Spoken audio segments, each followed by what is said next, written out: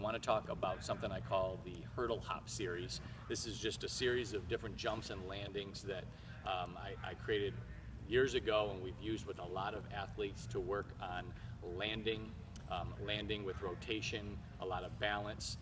What we noticed is that a lot of athletes doing plyometrics were okay at just doing some basic plyometrics, but they weren't getting any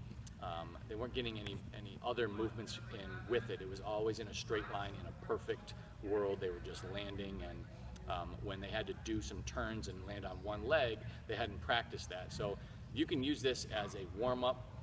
You can use this as something that's just part of more of a balance routine and a landing routine.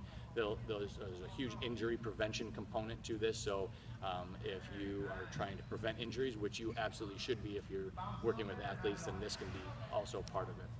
So I'm going to start out with the low hurdle. All you need is one hurdle or a small barrier. You could even use a line, especially with big guys. So with linemen, a lot of times I'll start off with just the line on the ground, and then you can progress up to a higher hurdle.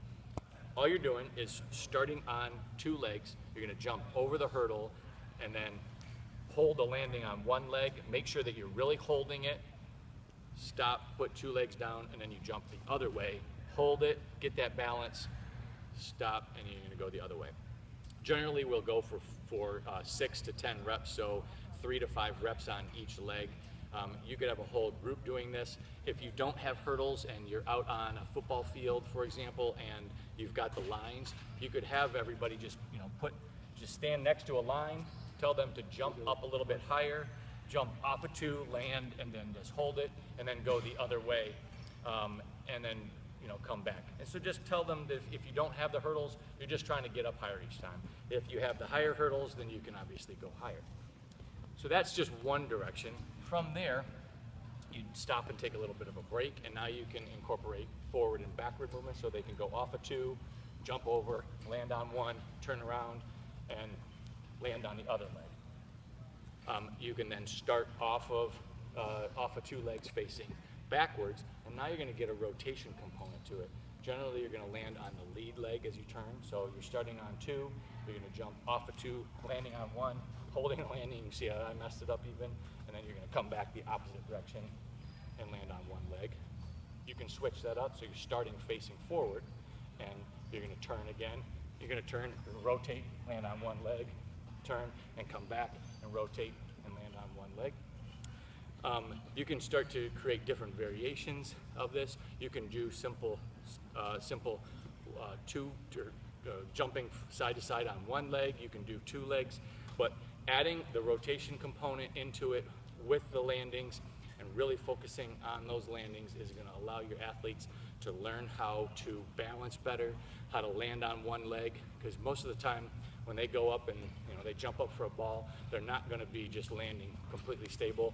They're going to jump up, they're going to land on one leg, and you need to have them somewhat prepared for them, or for that kind of thing.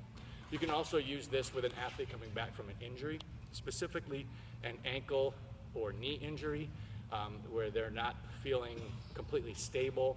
Maybe their proprioception got a little bit messed up during a surgery, or having their foot in a cast or in a boot for a while, and they need to just have their body reacquaint themselves with the ground and where they are in space. So this is a great way of kind of getting some of that proprioception back. You could add a ball into this, so as they're jumping in the air and going to one leg, you could jump up and have them catch a ball and land on one leg, and then go the other way, and then start to throw them off if the ball is higher or lower. And all of this stuff will help with their body's ability to balance and correct themselves in space. So hopefully you can take advantage of some of these hurdle hop series drills and start to incorporate that either into your rehab programs or your warm-up programs, or even into the beginning of any plyometric program.